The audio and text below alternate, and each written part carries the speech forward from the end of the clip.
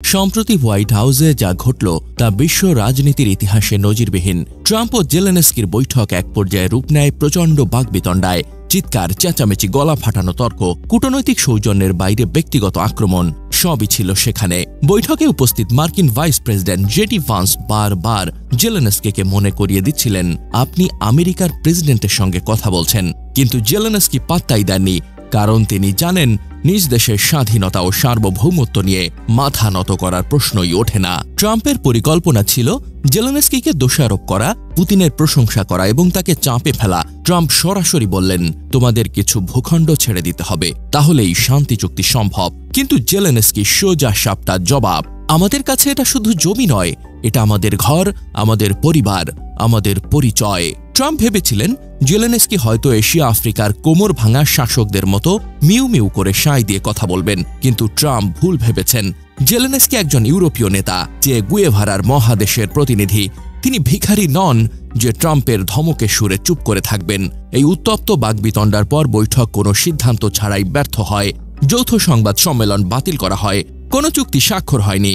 Zelensky স্পষ্ট জানিয়ে দিয়েছেন তিনি রাশিয়ার দালালি মেনে নেবেন না। ট্রাম্প আশা করেছিল ইউক্রেন নত হবে, কিন্তু জেলেনস্কি দেখিয়ে দিলেন স্বাধীনতা কারো দয়ার দান নয়। এই বৈঠকের পর আমেরিকার জনগণ ট্রাম্পের কূটনৈতিক ব্যর্থতায় ক্ষুব্ধ।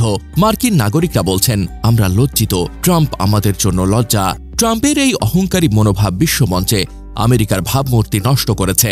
ইউক্রেনের স্বাধীনতাকে তুচ্ছ করে দেখানোর জন্য আমেরিকার জনগণ ট্রাম্পের বিরুদ্ধে অবস্থান নিচ্ছে। জার্মানি, ফ্রান্স, যুক্তরাজ্য সহ ইউরোপের দেশগুলো ইউক্রেনের প্রতি আরও জোরালো সমর্থন জানাচ্ছে। ট্রাম্পের পরিকল্পনা ব্যর্থ হয়েছে, বরং পশ্চিমা বিশ্ব আরও বেশি একতাবদ্ধ হয়েছে। জেলেনস্কির আপোষহীন মনোভাব ইউরোপের নেতাদেরও অনুপ্রাণিত করছে। তিনি জানেন স্বাধীনতা কোনো দয়ার দান নয়। তিনি জানেন মাতৃভূমি নিয়ে দর কষাকষি হতে পারে না। তিনি প্রমাণ করলেন একজন সত্যিকারের দেশপ্রেমিক নেতা কেমন হন। জেলেনস্কি আজ প্রমাণ করেছেন দেশের জন্য, জনগণের জন্য গরদান গেলেও আপোষ করা যাবে না। তার এই দীর্ঘ বৈঠকের সারমর্ম এমন হতে পারে যে ট্রাম্প বলছে, আমাকে তোমার খনিজ সম্পদ লিখে দাও, আমি তোমার সাথে পুতিনের শান্তি চুক্তি করে দেব। জেলেনস্কি বলছে, সেটা দিব, কিন্তু কি থাকবে সেই সিজফায়ার বা শান্তি চুক্তিতে? ট্রাম্প বলছে, তোমার এত কিছু জানার দরকার নেই, আমার উপর ভরসা রাখো। জেলেনস্কির কথা হলো, এর আগে তো পুতিন কোনো চুক্তি মানেনি। সে ক্রিমিয়া দখল করেছে, এখনো আমার ভূখণ্ডের 30% দখলে রেখেছে।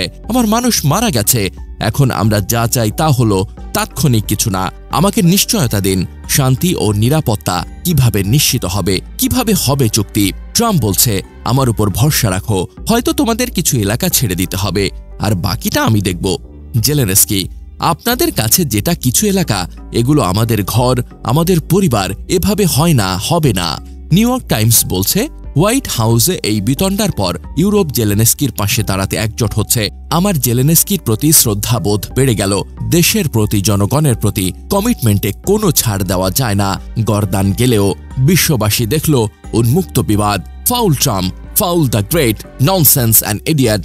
আমেরিকার লজ্জা, তার মতো একজনকে ভোটাররা আবার প্রেসিডেন্ট বানিয়েছে।